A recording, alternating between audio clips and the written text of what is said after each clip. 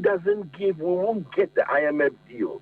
If we don't get the IMF deal, the situation will be serious.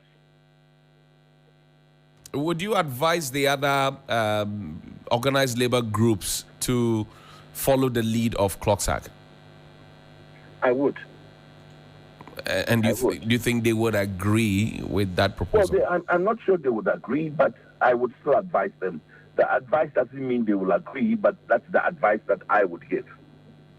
And you still insist that government must cut down on its size and show some level of commitment as well.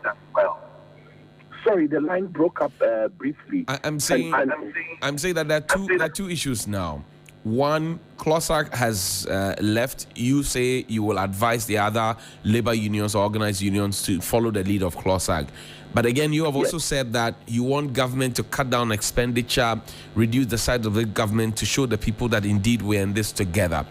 Government is so far not willing to cut down the size of its government or reduce its expenditure.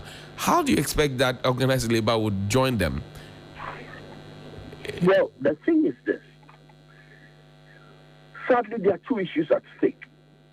Cutting the size of the government expenditure will not, as I said, it's a moral issue. It will not reduce the numbers that much. But government has to do it. In addition, labor has to accept that some of the pain has to be shared. So the two issues are not exclusive.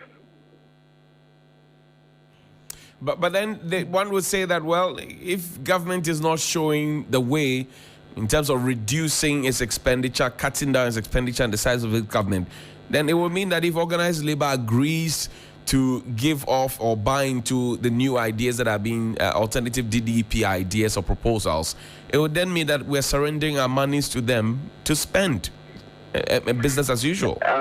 Maybe the way out is that organized labor insists that if you go to the government and say, I will agree only if you cut. That's a midway. I will agree. Okay. But only if you cut. And if you don't cut, I will not agree. With a condition?